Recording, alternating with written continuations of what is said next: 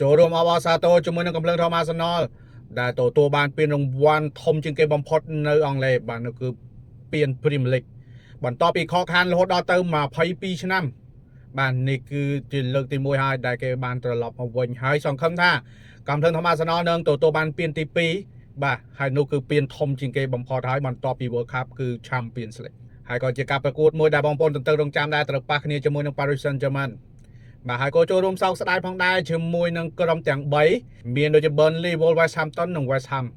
ត្រូវកាត់ចោលពី Premier League នៅរដូវកាលក្រោយហើយមិនអាចបន្តលេងទៀតទេគឺធ្លាក់ទៅលេង Championship ឬក៏ League ទី2របស់អង់គ្លេសហើយព័ត៌មានមួយទៀតដែលមិនទាន់ច្បាស់ការឮថាដូចជាចង់កាត់ Spurs ចេញមួយដែរព្រោះបន្ទុកគេទៀបមែនទែនតែម្ដងធ្វើឲ្យត្បិតតែគេមិនមែននៅក្នុងកន្លោតដែលត្រូវកាត់ចេញប៉ុន្តែបន្ទុកទៀបអាចនឹងមានឱកាសកាត់ចេញពី Premier League នៅរដូវកាលក្រោយគាត់ថានៅក្នុងការចរចានៅឡើយទេមិនទាន់សម្រេចទេបាទតែអ្វីដែលគួរឲ្យភ្ញាក់ផ្អើលបំផុតនោះគឺបាទលេខរៀងទី4នៅ Premier League គឺ Aston Villa ដើមរដូវកាលក៏គេនៅលេខរៀងទី4ចប់រដូវកាលក៏នៅលេខរៀងទី4គ្រប់គ្រងតំណែងខ្លួនឯងបានល្អមែនតើហើយឥឡូវនេះគេឡើងមួយកម្រិតទៀតចូលទៅលេងនៅ Champions League បាទហើយនឹង League ផ្សេងពេលនេះ Aston Villa គឺឡើងជើងខ្លាំងមិនធម្មតាក៏ប៉ុន្តែ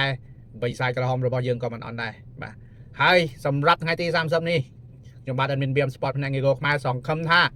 កំភ្លើងធម្មអាសនលនឹងយកជ័យជំនះទៅលើ Paris Saint-Germain ដណ្ដើមពានរង្វាន់ Champions League មកកាន់កាប់ព្រោះអីរដូវកាលមុនគឺ Paris គេលើកហើយរដូវកាលនេះគួរតែឲ្យកំភ្លើងធំម្ដងហើយបាទកុំភ្លេចរងចាំទស្សនាជាមួយនឹងការផ្សាយផ្ទាល់របស់ផ្នែក Ego ខ្មែរទាំងអស់គ្នាជាមួយនឹងជំនួបដ៏សែន